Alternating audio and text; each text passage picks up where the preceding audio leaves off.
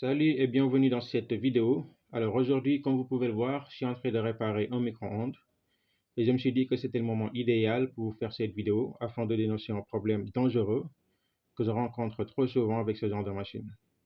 Alors ce micro-ondes m'a été remis par un client et d'après les informations données par le client, il ne chauffe plus et il a déjà été amené chez un technicien.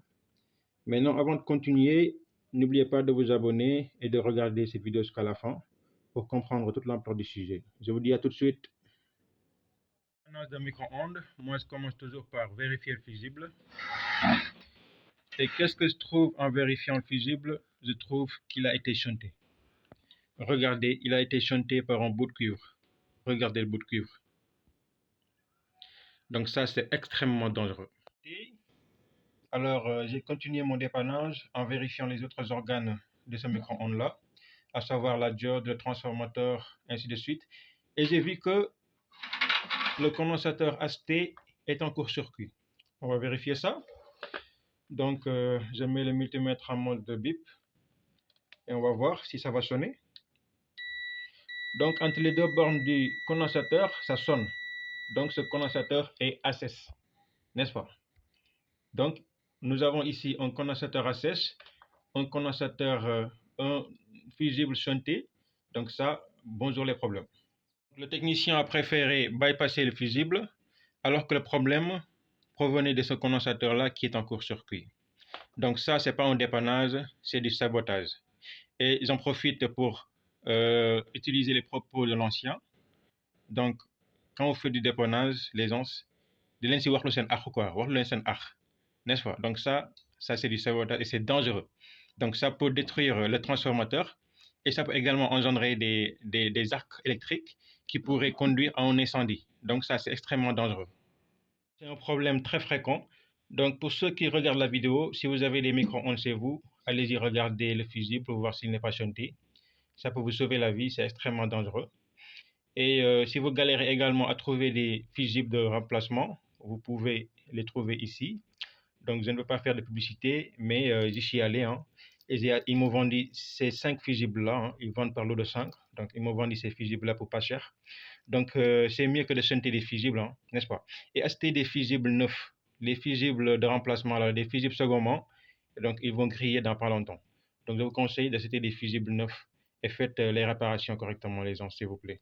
La différence entre ce bout de cuivre et le fusible. Comme vous le voyez actuellement ici, j'utilise un bout de cuivre que j'ai court-circuité sur un générateur entre le plus et le moins, n'est-ce pas? Donc je vais y faire passer un courant progressif jusqu'à 5 ampères pour voir s'il va se cramer. Si c'était un fusible, le fusible allait cramer à 0,8 ampères, n'est-ce pas? Donc les fusibles de micro-ondes, donc il y en a qui sautent à 0,8, d'autres qui sautent à 0,7, n'est-ce pas? Maintenant, si vous sentez le fusible avec ce bout de cuivre, là vous insinuez que ce bout de cuivre va sauter donc à 0,8 ampères, n'est-ce pas? Donc regardons si c'est vrai.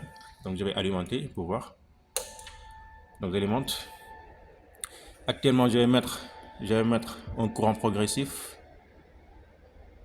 Donc là je mets 0,4 ampères, ça ne saute pas. Zoom sur le fusible, zoom sur le bout de cuivre, n'est-ce pas? Vous voyez le bout de cuivre actuellement. Donc il y a 0,7 qui circule, rien ne se passe, n'est-ce pas?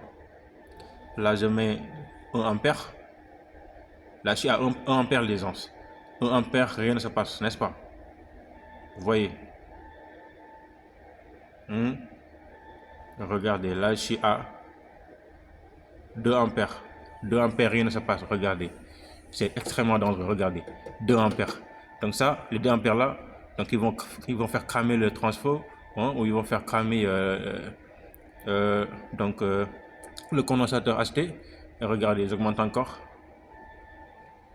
3 ampères, n'est-ce pas? Alors que c'est censé protéger un courant de 0,8 ampères. J'augmente encore, là je suis à 4 ampères. Vous voyez, 4 ampères, ça ne saute toujours pas. Augmentons, allons à 5 ampères. 5 ampères c'est le minimum, hein? C'est le maximum.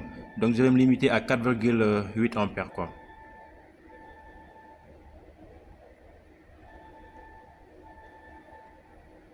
Donc je vais limiter à 4,5. Regarde, à 4,5 ampères, ça ne saute pas. Regardez, ça ne saute toujours pas.